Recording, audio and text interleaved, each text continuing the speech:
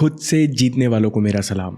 Champions gym में नहीं बनते, कुछ गहराई होती है इंसान में, एक सपना, एक अदम्य इच्छा जिससे इंसान चैंपियन बनता है।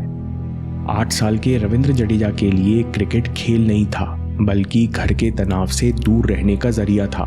पिता की स्थायी नौकरी नहीं थी, कभी कभी चौकीदार का काम मिल जाता। माँ सरकारी हॉस्पिटल में नर्स थी, जिनकी नौकरी से जैसे तैसे घर चलता। पूरा परिवार एक कमरे के मकान में रहता।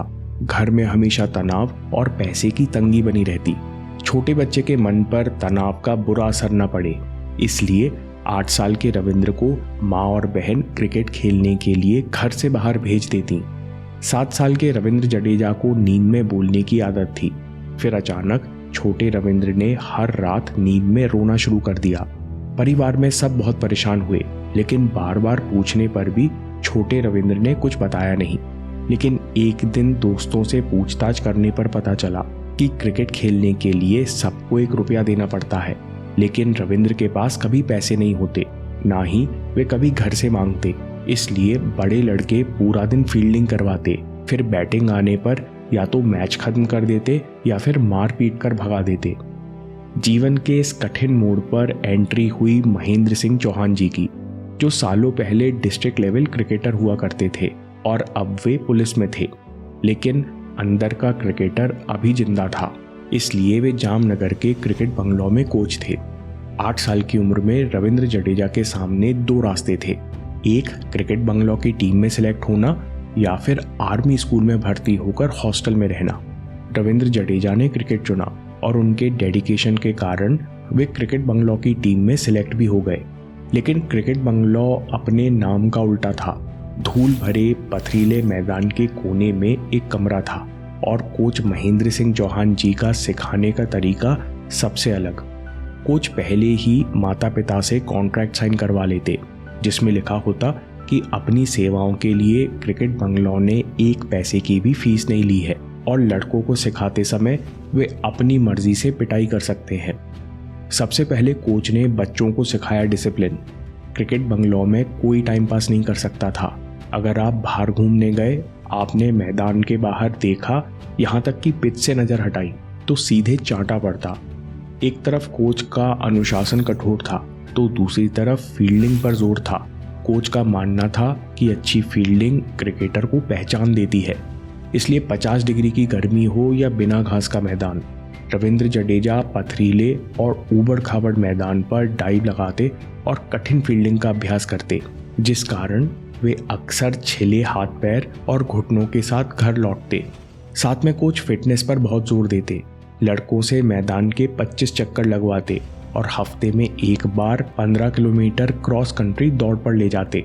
कोच का सिखाने का तरीका अजीब जरूर था, लेकिन रविंद्र जडेजा के जीवन में उनका बड़ा रोल था।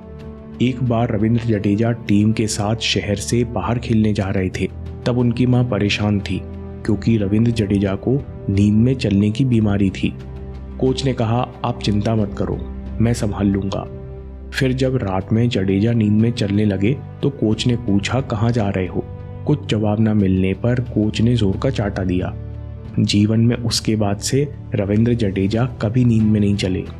एक बार मैच के दौरान रविंद्र जडेजा अपने हर ओवर में रन लुटा रहे थे। कोच मैदान पर गए, कुछ नहीं बोले, बस मैच के बीच में सबके सामने जोर से थप्पड़ जड़ दिया। उस दिन रविंद्र जडेजा ने 5 विकेट लिए।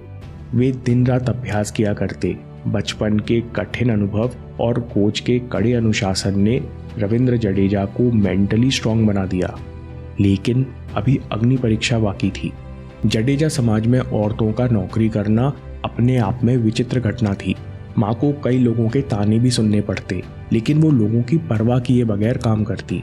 माँ छोटे रविंद्र के जीवन में शक्ति और प्रेरणा का स्रोत थी।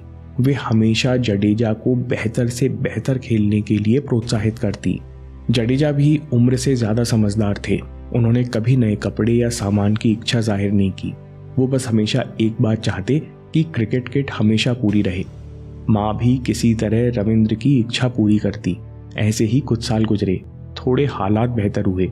फिर इंस्टॉलमेंट्स पर रविंद्र जडेजा के लिए पल्सर बाइक खरीद ली गई, लेकिन ये पल्सर बाइक ज्यादा समय तक घर में नहीं रही।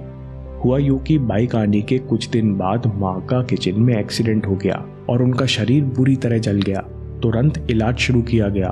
16 साल के रविंद्र जडेजा सबसे ज्यादा अपनी माँ से ही जुड़े थे। वे 1 हफ्ते तक माँ के पास ही बैठे रहे। गंभीर चोटों के चलते आखिर में माँ ने शरीर छोड़ दिया। मनहूस पल्सर को जल्द ही बेच दिया गया। बड़ी बहन बताती हैं कि माँ के गुजरने के बाद रविंद्र जडेजा चुपचाप अकेले बैठे रहते। उन्होंने खेलना और बोलना छोड़ दिया। सबको लगने लगा था अब ये लड़का दोबारा क्रिकेट नहीं खेलेगा। फिर माँ के जाने के 12वें दिन रविंद्र जडेजा के इंडियन अंडर 19 टीम में चयनित होने की खबर मिली और रविंद्र जडेजा ने जीवन की नई शुरुआत की। वे 2008 में अंडर 19 टीम के वाइस कैप्टन बने और टीम ने वर्ल्ड कप जीता। वहां से IPL, फिर रणजी में अच्छा खेल दिखाया और ODI टीम का हिस्सा बने। रविंद्र जडेजा ट्वीट्स और मीम्स को हंसकर टाल देते हैं। वे कहते हैं ये छोटी बातें मुझे परेशान नहीं करती क्योंकि मैं जानता हूँ कि कौन सी चीज़ ज़रूरी है, किसकी बात सुनना है और किस पर विश्वास करना है। जब रविंद्र जडेजा से पूछा गया कि आपने ये सब कहाँ से सीखा, तो जडेजा कहते हैं जीवन सिखाता है। हार जीत, लोगों का अच्छा बुरा व्यवहार, जीवन का हर पल आपको कुछ न कुछ सिखाता है। रविंद्र जडेजा को जानने वाले कहते हैं कि उनमें 2 खास क्वालिटीज़ हैं। पहला, वो हमेशा मैच के प्रति पॉजिटिव रहते हैं और जीत के बारे में सोचते हैं। जब वो मैदान पर उतरते हैं तो उनका एटीट्यूड बहुत पॉजिटिव होता है। ये उनकी बड़ी ताकत है। दूसरी खासियत है हार्ड वर्क। वे बहुत मेहनत करते हैं प्रैक्टिस ड्रिल्स और फिटनेस पर, इसलिए वो फील्डिंग, बॉलिंग और बैटिंग तीनों में बेहतरीन है। एक और ख़ास बात है, रविंद्र जडेजा कहते हैं कि बेहतरीन होने के लिए हर मौके का इस्तेमाल करो।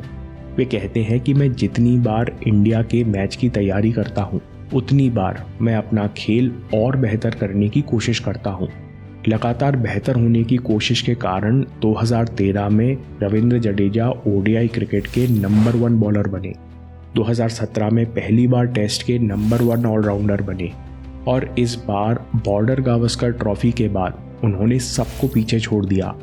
रविंद्र जडेजा कहते हैं कि इस सीरीज के पहले मैंने 5 महीने क्रिकेट नहीं खेला और बिना प्रैक्टिस के कॉन्फिडेंस नहीं आता, इसलिए मैं हर दिन 10 से 12 घंटे बॉलिंग करता जिससे लंबे मैचेस में मेरी एक्यूरेसी न बिगड़े। इसी 10 से 12 घंटे की मेहनत और बॉलिंग एक्यूरेसी के कारण रविंद्र जडेजा ने लगातार 2 टेस्ट मैचेस में कुल 17 विकेट्स लिए और दोनों मैचेस में मैन ऑफ द मैच रहे। आज वे टेस्ट क्रिकेट में नंबर 1 ऑलराउंडर हैं। दोस्तों, अगर आपको ये वीडियो पसंद आया तो देखिए ब्रूस ली ने एक लेटर खुद को लिखा कि कैसे वो 1 साल में बड़े कलाकार बनेंगे और ये सफलता पाने के लिए वो क्या क्या सेक्रीफाइसेस करने वाले हैं। सबकॉन्शियस प्रोग्रामिंग पर ये ब्रूस ली का शानदार वीडियो है, आपके बहुत काम आएगा। और याद रखिए, आपके समय से कोई वीडियो, कोई ऐप, कोई न्यूज़ कीमती नहीं है। मैं काम के किस्से लाता रहूँगा। हिम्मत, हरकत, होशियारी, हम जीतेंगे।